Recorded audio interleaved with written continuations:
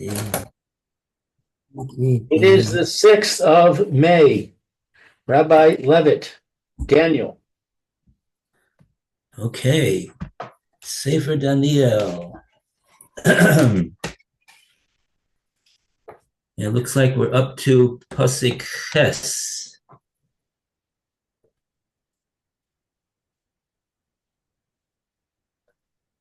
Ches, Ches, Ches. Vigam Elokehem im nesichehem im clay chemdasam kesef zahav bashvi yavi Mitzrayim v'hu shanim ya'amod mimelech hatzafon. And also, he will bring their gods and their princes with their precious vessels of silver and gold in captivity to Egypt. And he will stand secure for years against the king of the north.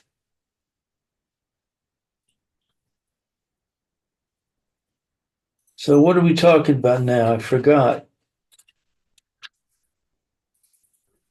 So we've been talking about these warring kingdoms that are basically trying to take as much power and land as they could from one another. Basically, we got the king of the north, the king of the south. This is referring to the two most the strongest ones from the Seleucid kingdom and Antiochus, Ptolemy. Those are the ones in Egypt. Those are the ones in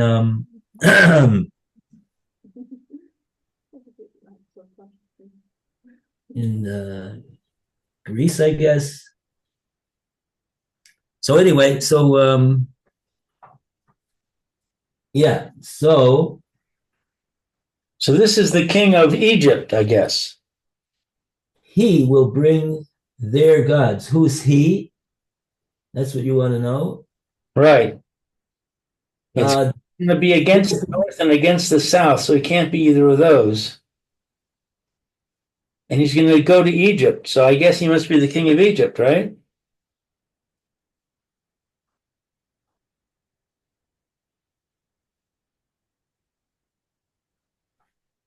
We got a note here. It says Mitzrayim, the kingdom of the south, is clearly identified as Egypt. Oh. Morning, Roy. Yeah, I see that. So he's going to go to Egypt and he's going to stand secure for years against the king of the north. And then in 9, it's going to say he will enter the kingdom of the south, but he'll return to his soil. Let me read the commentary, see if they shed some light here. And their princes. These are the nobles who are highly placed in the government. Alternatively, the princes of the above-mentioned gods, i.e. the high priests. Egypt. Here, the kingdom of the south is clearly identified as Egypt.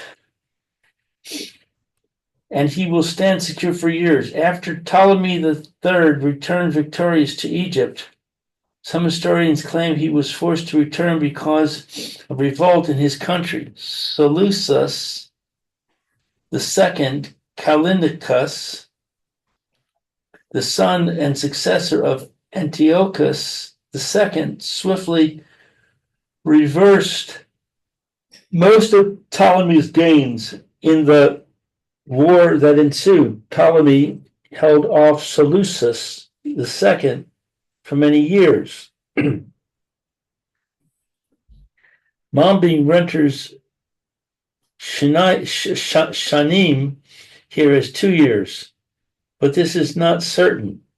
Southern Syria, Eretz Yisrael, and surrounding territories remained in Ptolemy's hands. Reb Sadia and Mitsudos render, and he will stand secure more years than the king of the north.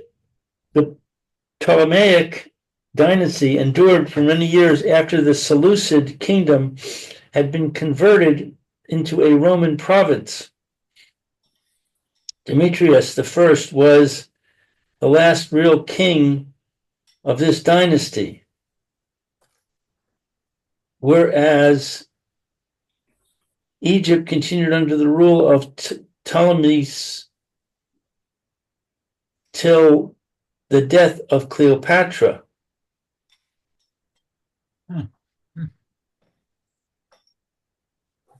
So, am I understanding here that this person that we're talking about in verse 8 is Ptolemy?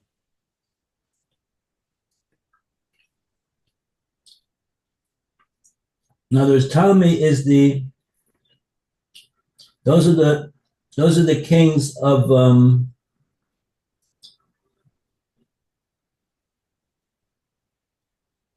Egypt. Right. But he fought with Seleucus, who was also a king of Egypt. And it says in verse 8 that he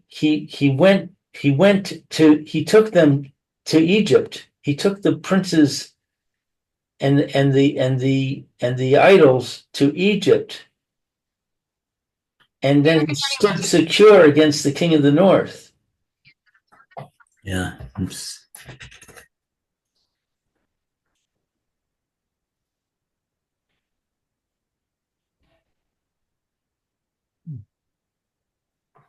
Yeah, I don't know. Yeah. It's hard to It's not so, yeah, I don't know.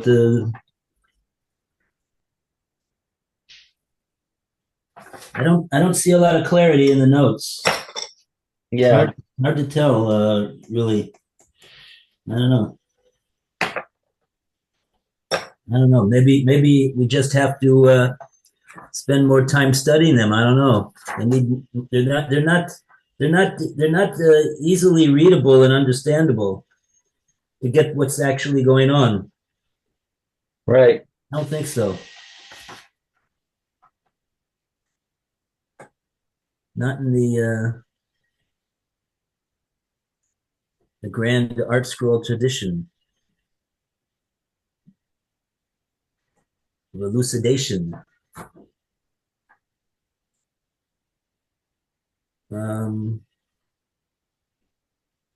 I'm just looking back in the preface to see if they, on page 122,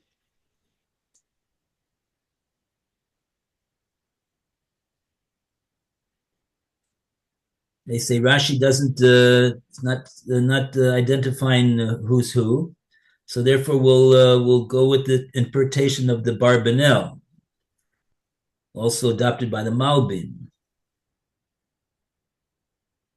Even though Rashi says the king of the north is Antiochus.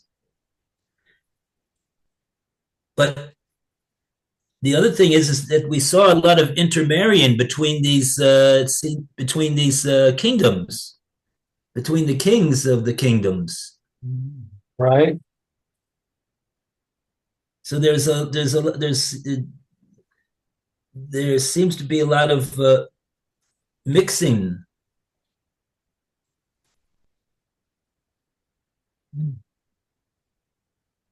But they retain the name of the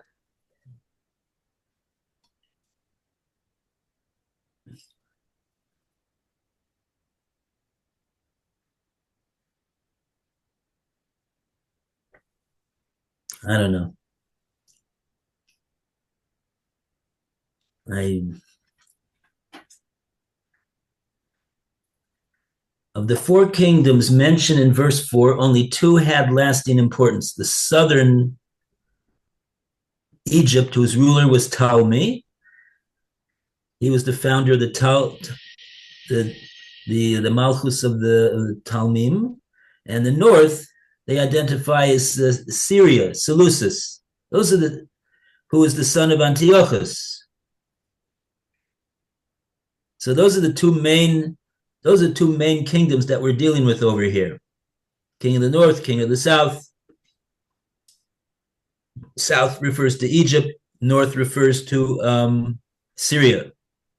Where does Greece come in? They're not coming in over here. Not yet.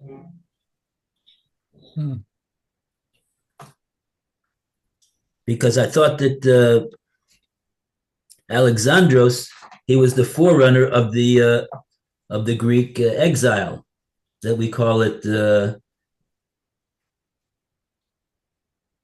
Not sure how long they lasted anyway, but okay.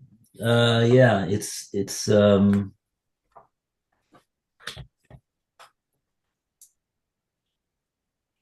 okay.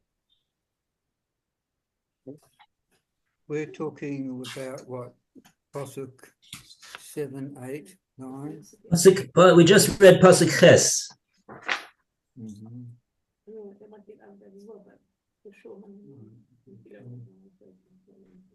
Roy, it's very hard to hear you. Okay. That's better. All right. Okay, so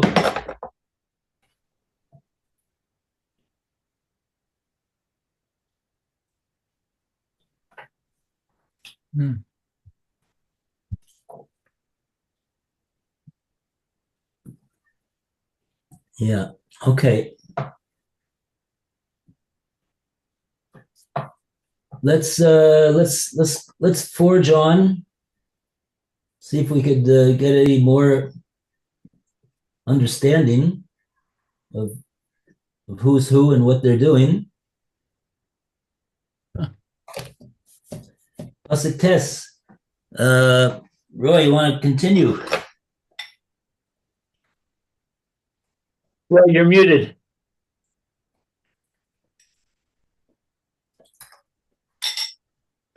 Test. Uvam b'malachus melech Negev b'shov el Adamosor. And he will come to the kingdom of the king of the south. Actually, it says, and he will come into the kingdom of the king of the south and return to his land.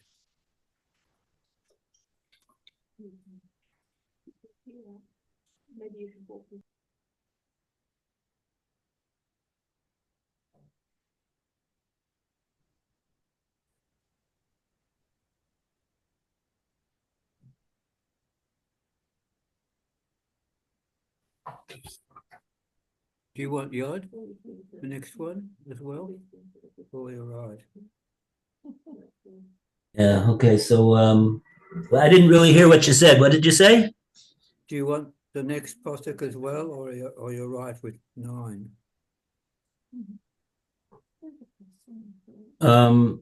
Did you translate it?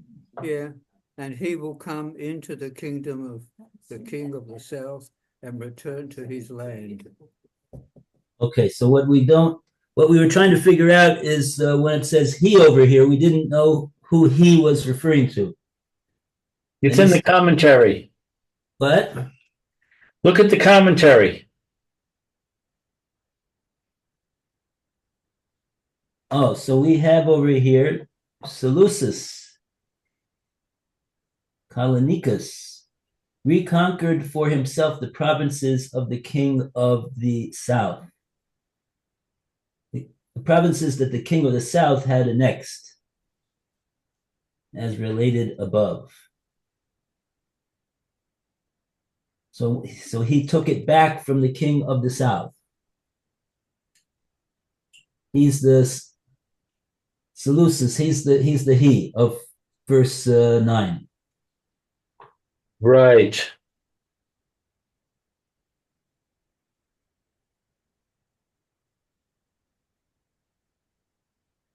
Okay. All right. So that takes care of that.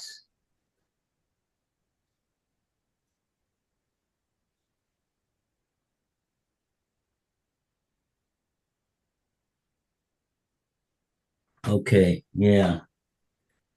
And then he'll return to his soil. What does that mean? Through achieving great victories on land, Seleucus suffered a disastrous defeat at sea when a storm destroyed his fleet.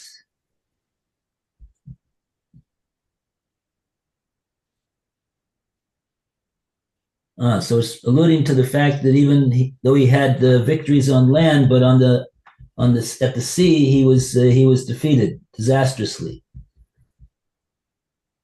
Okay. Okay. Okay. Yeah. So let's take a look at Pasuk Yud now.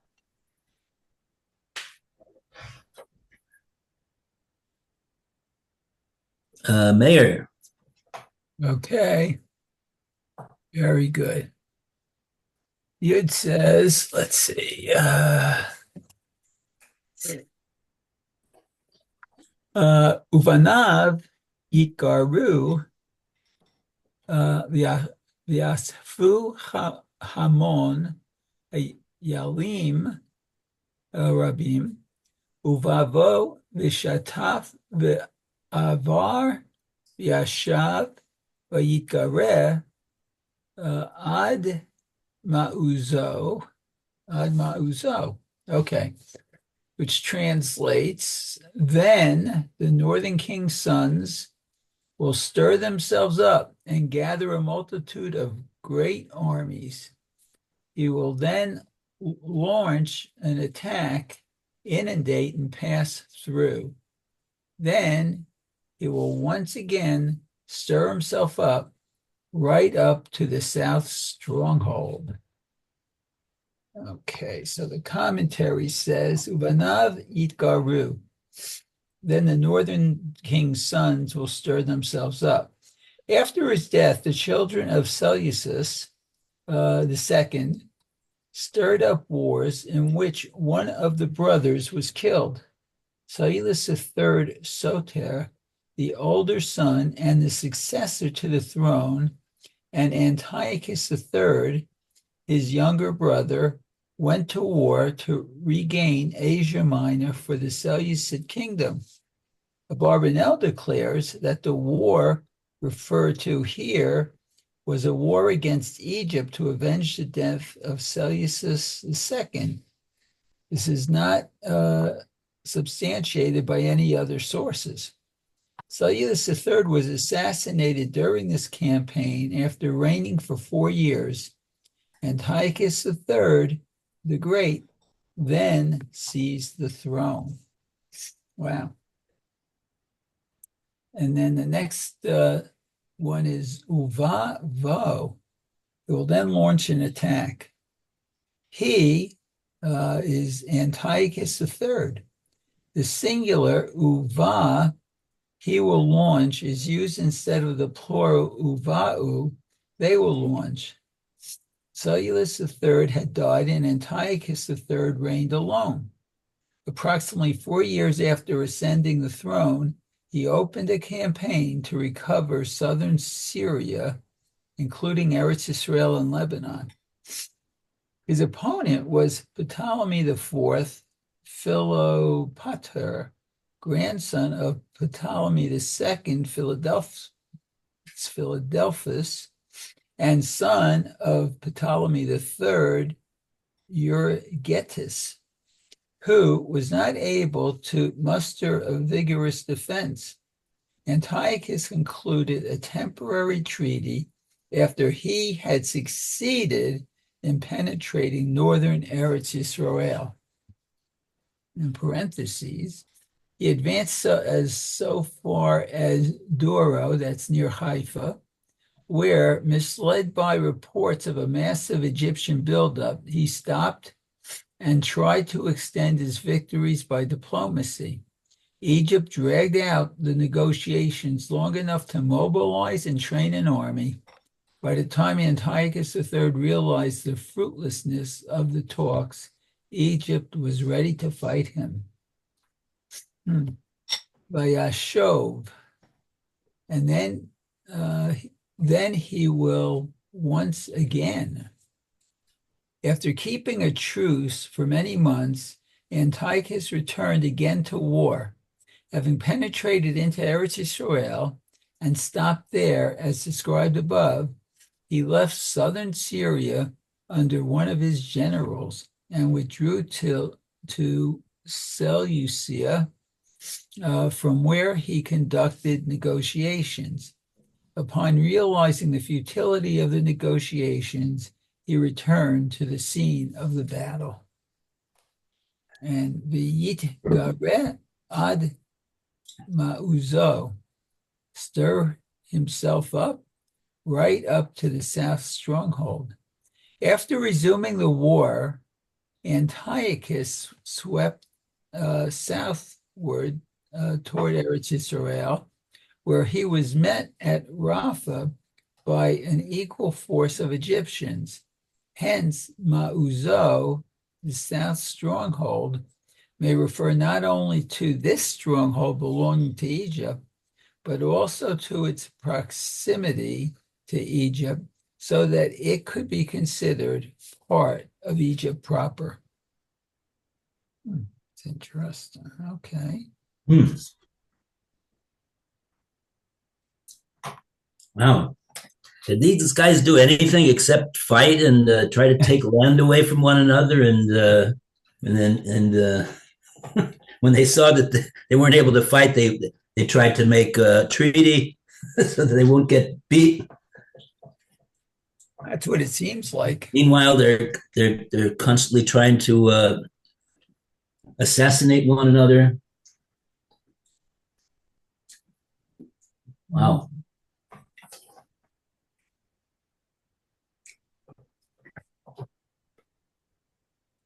No. Okay. Let's go back to Lou for Pasuk Yud Aleph. Yud Aleph. Whoops. Yud Aleph.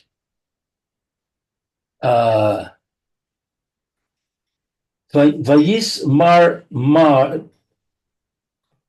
Melech Hanegev V'yatza V'nilcham Imo Im Melech Hatzafon V'he'emid Hamon Rav V'titen Hamon Biyado.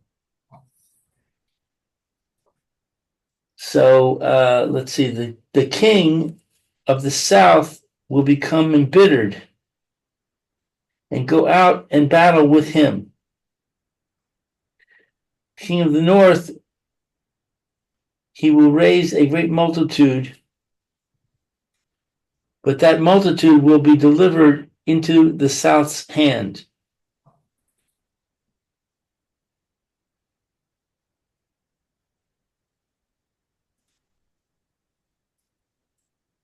Mm-hmm. Commentary says the king of the south will become embittered and go out. Ptolemy the fourth momentarily shed his usual indolent attitude and rose to the occasion, encouraging his troops and personally taking part in the battle. He will raise a great multitude. Ptolemy the fourth was successful in raising and training a great camp during a short period, Some give the figure as high as 70,000. But that multitude of the north will be delivered into the south's hand. Antiochus' army, at least equal, if not superior numbers, was outmaneuvered by Ptolemy the Fourth. Antiochus retreated hastily to the capital, Antiochus leaving southern Syria to Ptolemy.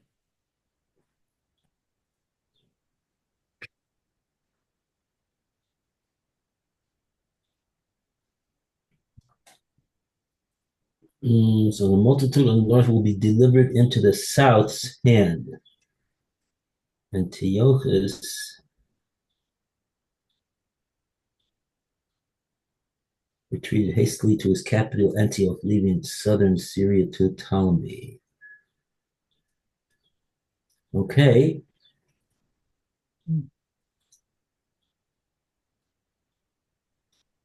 Okay. Yeah.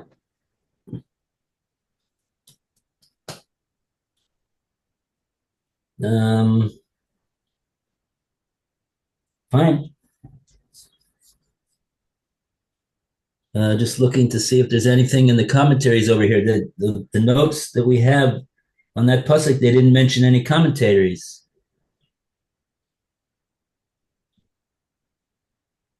Um, hmm.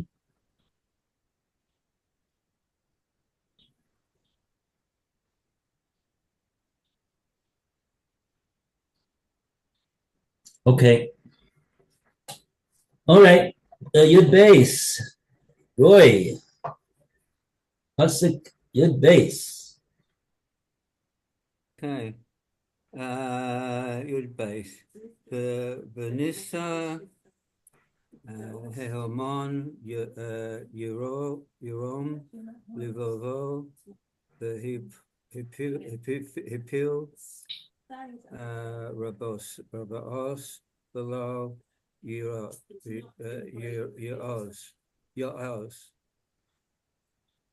And the multitude will be raised up, and its heart will be haughty, and he will fell myriads, but he will not prevail.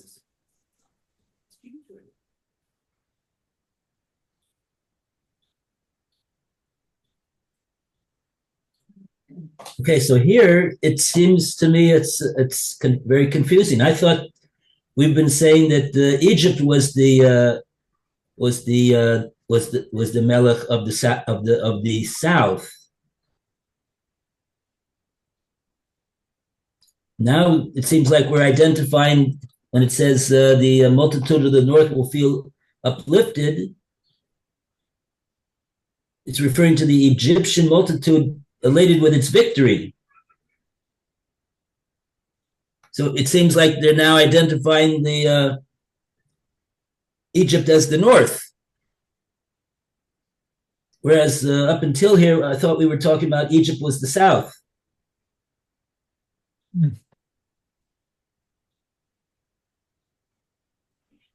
Anyway, hard to figure this all out.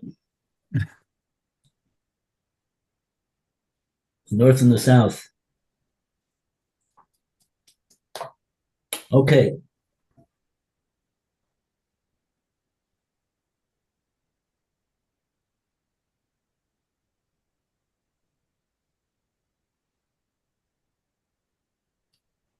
So that's where they don't quote Rashi, but that seems like what Rashi's saying over here in Pasuk Yud Beis, the Nisa Hahamon, and the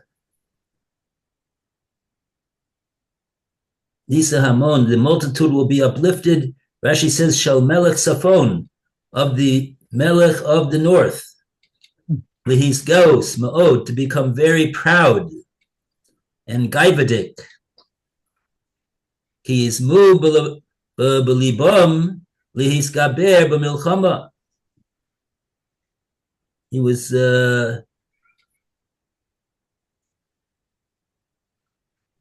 he became very very uplifted in his heart to be able to and expecting to overpower in the war the other side.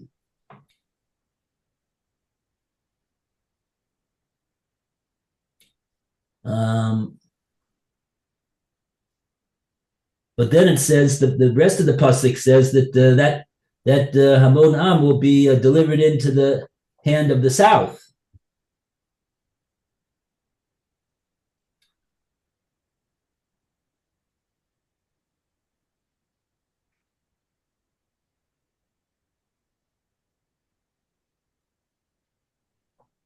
Nisa Hamon.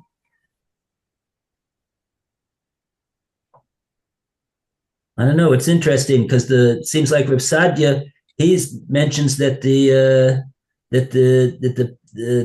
gaiva is of the Melech Hanegev, which is the south. Mm. Nisa Hamon, the Metzudas also takes that approach. Melech Hanegev, Isa Hamon la'atzmo, Yaviu b'shevi, b'zeh yorum levavo.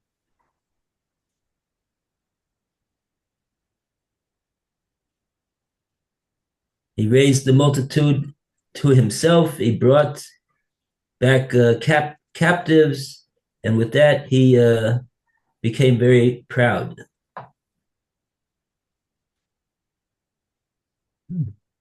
Okay.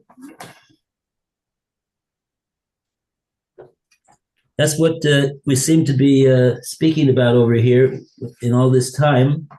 Not sure exactly what the time frame is either. How many years are we describing over here in these psukim?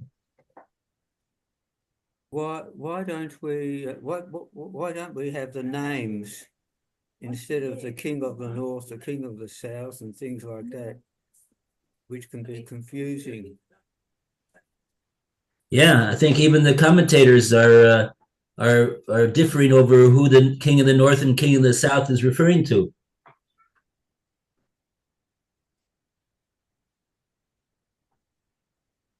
Maybe they don't want to get into that, so they agree to call it that, and you interpret what you want for who's who.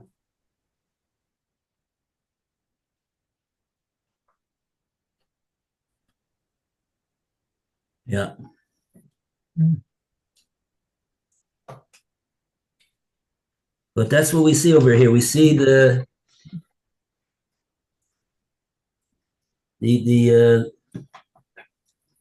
desire to conquer.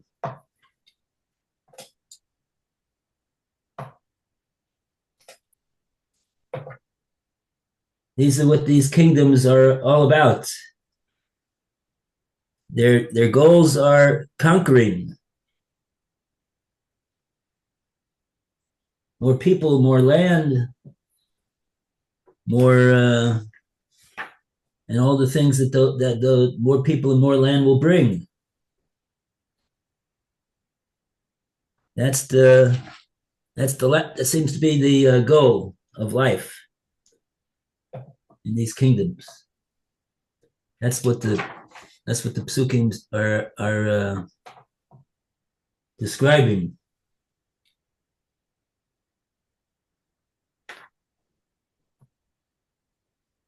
I just thought of a reason why they're saying the north and the south to give a name in the Tanakh to a person is really an honor. So that person now has a everlasting honor being named in the Tanakh. And he has a certain importance in Chashivas because we call them by name. It's like Hashem calls all the stars by name, giving the name and assigning a name and identifying and that's an honor. That's giving a chashivas to who they are. Perhaps the reason why we don't see any names over here is because the the prophecy that Daniel received was didn't want to give names to these kings and these people. They're not worthy of any name. Hmm.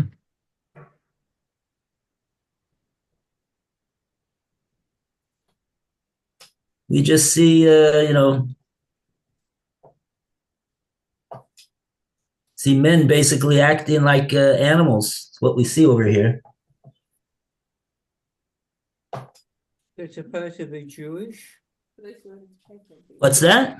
They're supposed to be Jewish, Who is supposed to be Jewish? these kings. No, none of them. None of them. No, these are all these kingdoms all came out from the fallout from the sudden passing of Alexandros, Mokdon, Right. Alexander the Great.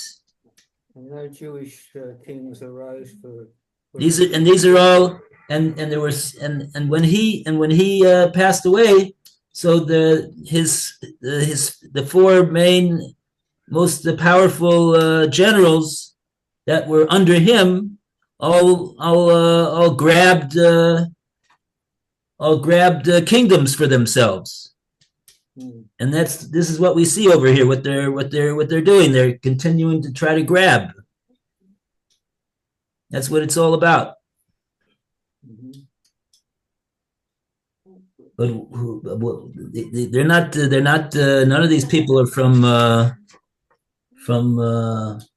Eretz Yisrael.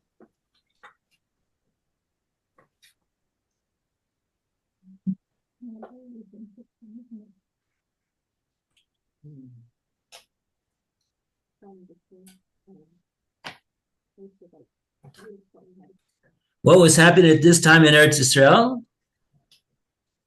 That's what I'm trying to identify. What exactly is the time frame over here?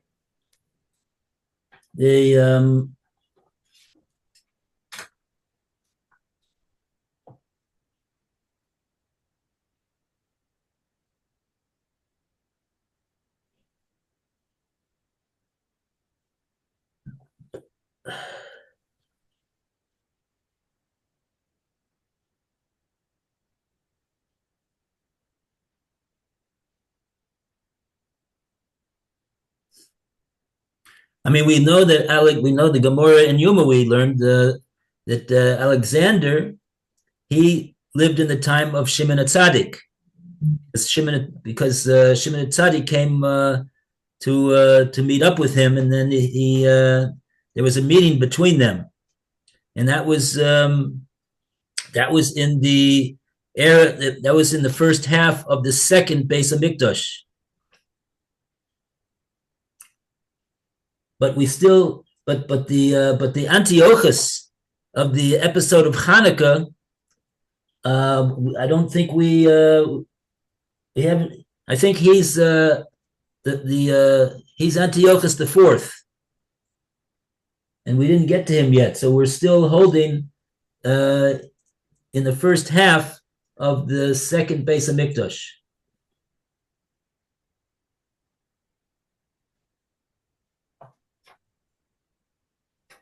Okay.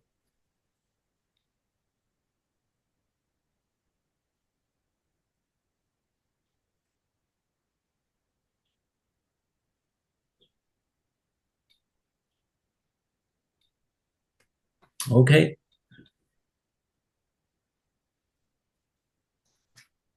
Oh, time. Wow. It's time. Oh, okay. All right. Yud Gimel. Okay, great. We're up to Yud Gimel. Okay, we'll write that down. Everyone. See you, Mayor. Okay, have a good day, You everyone. too. Yud- See Thank you you. soon, Blue. Thank you so much. Bye-bye. Bye now. Hey, all the best, Mayor. Have a great day.